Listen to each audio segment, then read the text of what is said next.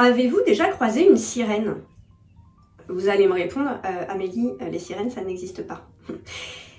Eh bien, figurez-vous que si que vous risquez dans votre parcours immobilier, surtout en tant que vendeur, d'en croiser des sirènes. Et c'est pour ça que je veux vous mettre en garde aujourd'hui. Vous allez vous dire, qu'est-ce qu'elle nous raconte avec ces sirènes, la dame? Je fais référence à l'expression « céder au chant des sirènes », expression que vous connaissez certainement.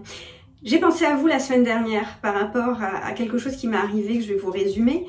Même si vous savez que résumer, c'est pas mon fort. On va essayer de faire court. J'ai fait une estimation.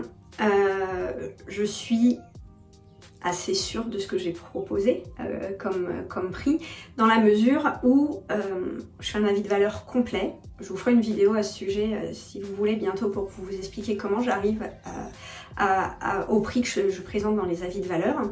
Et vu que c'est une indivision, en fait, un des enfants a voulu, pour être sûr, faire une estimation avec un autre professionnel.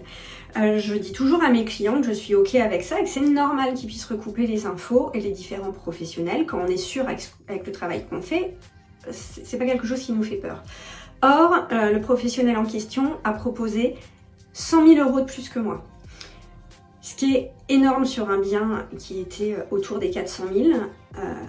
Fatalement, hein, j'ai été évincée du mandat. 100 000 €, c'est énorme de différence sur un bien à peu près à 400 000. Même si au départ, les clients étaient assez au clair sur le prix que j'aurais proposé, le trouvaient absolument cohérent. Forcément, tout à chacun nous propose plus d'argent, on a envie d'y aller, hein, c'est humain. Mais attention, un bien surestimé, on en a déjà parlé ensemble, vous savez que c'est un risque, que votre bien mette beaucoup plus de temps à se vendre, se grille sur le marché immobilier, et au final, un bien grillé, si vous me suivez, vous savez ce que ça veut dire, c'est un bien qui au final va subir des baisses de prix importantes et sera vendu à un prix encore moins cher que l'estimation qui était la plus juste, parce que les acquéreurs vont le voir traîner sur le marché immobilier et donc vont avoir un pouvoir de négociation bien plus important. En résumé, attention à un professionnel qui va vous proposer des estimations et un prix de commercialisation largement supérieur aux concurrents. Il faut à ce moment-là que vous ayez un petit signal d'alarme dans votre tête qui s'enclenche et que vous lui demandiez réellement comment il est arrivé à ce prix, qu'il puisse, un avis de valeur bien fait, on est capable de vous expliquer vraiment et de vous montrer comment on est arrivé à ce prix-là. Donc demandez des explications, le prix ne peut pas être sorti du chapeau comme ça.